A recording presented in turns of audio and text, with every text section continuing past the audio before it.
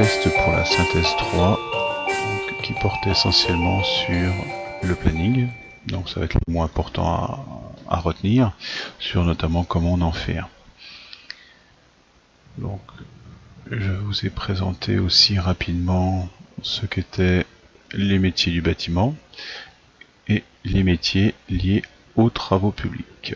Donc on a défini ce que c'était qu'une infrastructure, donc une espèce de construction un peu enterrée, on va dire simplement, telles que les routes, les canalisations, mais il y a aussi tous les autres travaux que font les travaux publics autour du génie civil, tels que les ponts, les barrages, les pistes, les ports, etc. Alors j'ai mis ici aussi le planning du collège, le vrai planning, avec ici gradué en mois, tout simplement les mois de la reconstruction. Donc ça c'est la première phase, hein. Il y en a eu deux de phases. Éventuellement je montrerai l'autre dessus. Alors on voit que des gens interviennent très peu. Alors là la question était sur le bardage. Le bardage c'est le revêtement extérieur du bâtiment. Verdé c'est voirie et réseaux divers par exemple. Donc le chantier est découpé en lots, en morceaux qui correspondent à des professions particulières comme la plomberie qu'on voit ici, l'électricité. Et chacun se répartit le travail en fonction de ce qu'il était capable de fournir comme devis. La deuxième partie du travail, elle portait essentiellement sur le tableur graffeur, où on a ici que les cases s'appellent effectivement des cellules. Chacune ont un nom ou une adresse. A7 par exemple, c'est l'adresse de la cellule qui est ici.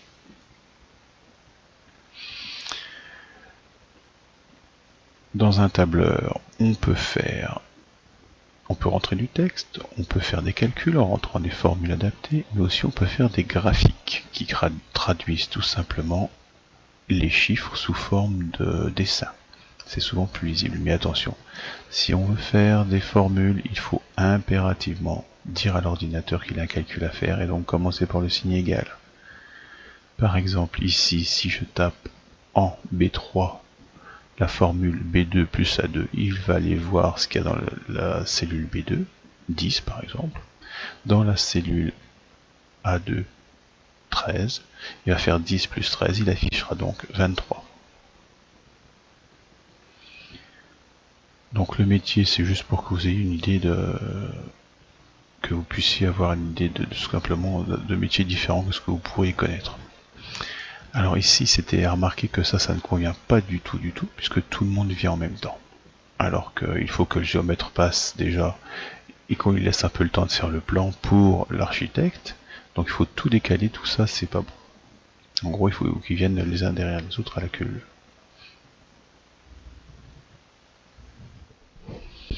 Donc ici, on peut voir effectivement que dans cette zone-là, les gens ils interviennent tous, le maçon, le plombier et le menuisier sont présents en même temps sur le chantier, puisque la colonne est remplie de différentes couleurs, donc par contre l'électricien ne vient pas, bien sûr, tout ça en blanc. Que dans cette zone-là, il y a peut-être des temps morts, c'est-à-dire des gens qui n'interviennent pas, il n'y a personne sur le chantier. Alors des bonnes remarques ont été faites par rapport, par exemple, au temps de séchage du béton, ou au séchage de tel ou tel produit qui va prendre quelques jours à sécher, des colles pour les sols ou je sais quelque autre chose. Donc on m'a fait remarquer que ce qui était peut-être plus intéressant, c'était de couler une dalle le vendredi ou le jeudi pour permettre en fin de semaine, là où il y avait personne le week-end, qu'il y avait personne sur le chantier, donc ça ne gênait pas. Donc en jaune, alors plutôt dans cette zone-là d'ailleurs, hein, d'accord, on voit des gens qui interviennent tout simplement l'un après l'autre. Voilà. Donc les trois modes d'organisation, c'est l'un avec l'autre, l'un après l'autre, ou personne. Il ne faut pas oublier qu'on peut y avoir personne. Bon, j'ai rappelé après que la durée légale du travail en France c'est 35 heures pour semaine, vous suivez peut-être les actualités, et que le salaire minimum en France c'est 1466 € net, brut. C'est-à-dire que dessus il faudra enlever à peu près 20% avant que ça vous arrive dans la poche. Voilà, donc si vous avez des questions, vous avez le mail sur l'ENT, n'hésitez pas à me contacter. Et puis, à mon avis, le meilleur moyen de réviser, c'est quand même d'essayer de trouver les questions qui vont tomber à l'évaluation. Vous lisez 2 fois la synthèse, et après vous dites, ben voilà, qu'est-ce que M. Barbier va trouver comme question là-dessus?